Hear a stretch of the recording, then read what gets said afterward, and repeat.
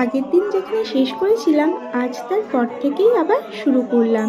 এটা হলো আমার ছোট পিসিমণিদের বাড়ির গৃহপ্রবেশের পার্ট 3 ভিডিও। চলো, আগের অংশগুলো তো তোমাদের দেখিয়েইছি, আর তোমরা যারা এখনো অবধি দেখোনি তারা আগে গিয়ে আগের পার্টগুলো দেখে আসতে পারো। পার্ট 1, 2 দেওয়া আছে, আর এটা হলো পার্ট 3 ভিডিও। চলো, পুরো ভিডিওটা তোমরা কন্টিনিউ দেখতে থাকো। আশা করছি আজকের ভিডিওটা তোমাদের ভালো লাগবে। আজ তোমাদের সাথে শেয়ার করব এই গৃহপ্রবেশের বিভিন্ন নিয়মকানুন, এগুলো আমি আগে কখনোই দেখিনি, এই ফার্স্ট টাইম দেখলাম। হোমযজ্ঞ, তারপরে চড়ু রান্না, আরও বিভিন্ন ধরনের নিয়মকানুন হয়েছিল। তো বন্ধুরা, তোমরা কন্টিনিউ ভিডিওটা দেখতে থাকো, আস্তে আস্তে তোমরা সব কিছুই দেখতে পাবে। চলো, এই হোমযজ্ঞ করতে মোট 40 কেজি আমের কাঠ লেগেছিল, আর 4 কেজি ঘি, 1001টা যজ্ঞ ডুমুর, আর 108টা বেলপাতা। চলো, তোমরা আস্তে আস্তে সমস্ত কিছুই দেখতে পাবে। তোমরা পরপর দেখতে থাকো।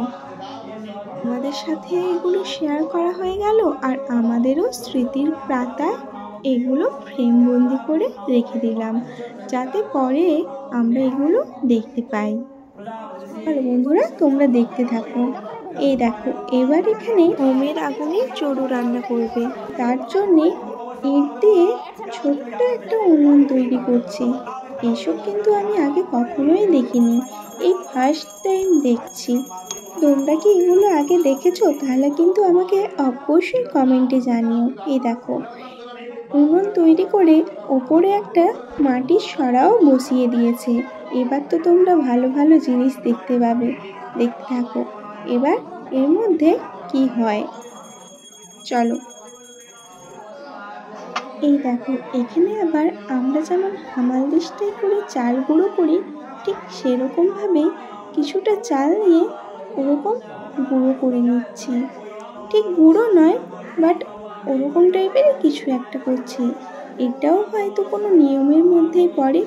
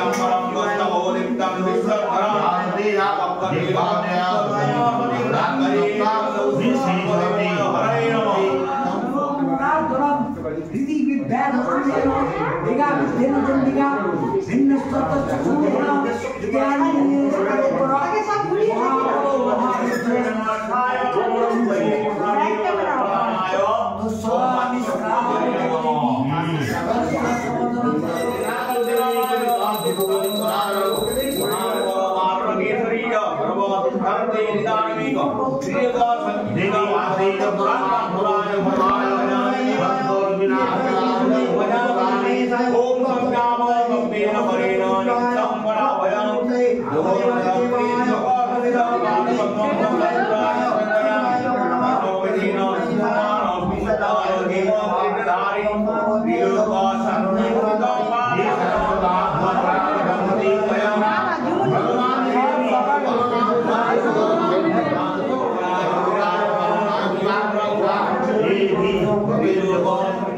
এই রান্নাটাকে বলা হয় চড়ু রান্না।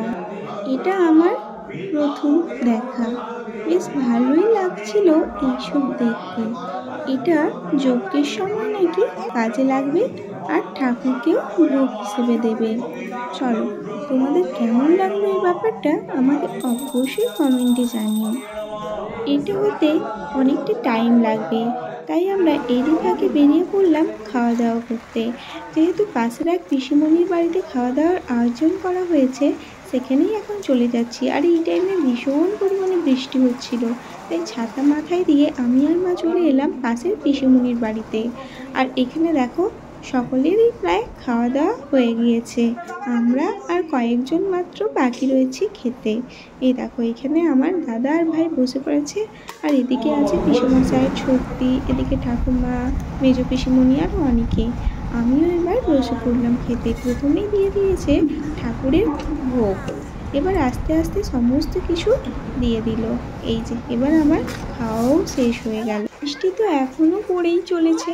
চলো, আবার ছাতা মাথায় দিয়ে চলে যাচ্ছে পিসিমণিদের বাড়িতে। দেখি ওদিকে কত দূর কি হলো। যা, এদিকে এসে দেখি চড়ু রান্না হয়েই গেছে, তারপরে আবার হোমযজ্ঞ শুরু হয়ে গেছে।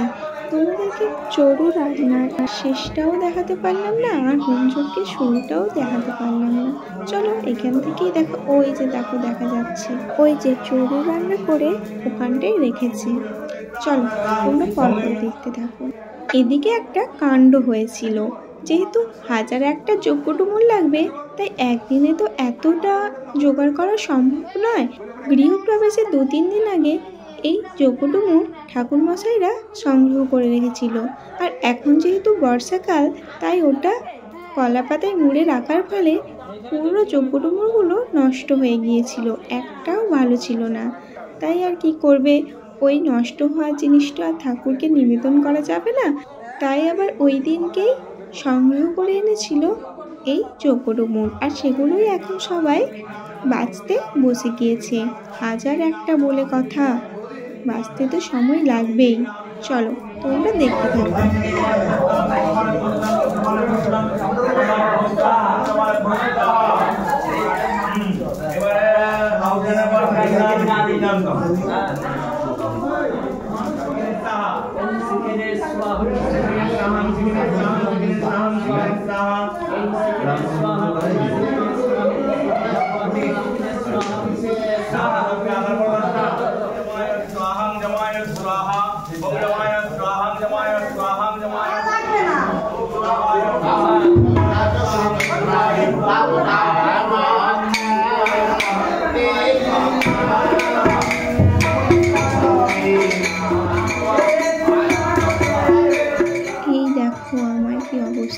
শুধু আমার নয়, সকলেরই একই অবস্থা হয়ে গিয়েছিল। চারিদিক পুরো ধুয়োতে ভরে গিয়েছিল। 40 কিলো কাঠ বলে কথা। দেখো পুরো বাড়ির অবস্থা কেমন হয়ে গেছে, ধুয়োতে ভর্তি, দম পুরো বন্ধ হয়ে এসেছিল সকলের। দেখো, তোমাদেরকে দেখাচ্ছি।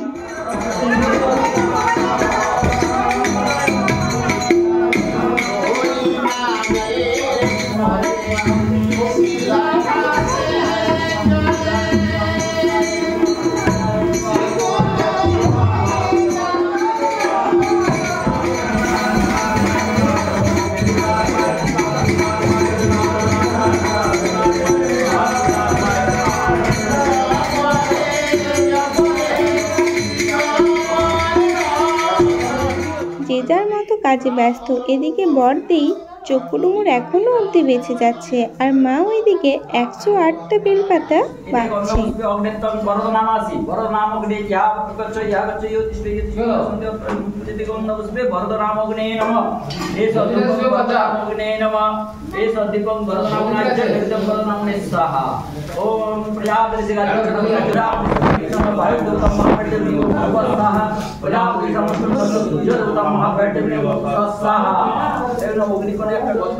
গৃহপ্রবেশের পুজো সাথে হোমযজ্ঞ ভীষণই ভালোভাবে সম্পূর্ণ হয়েছিল।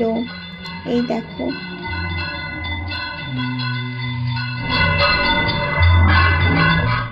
দানব ইন্দ্র বাসুর্ভবা শশা করুণায় নমঃ।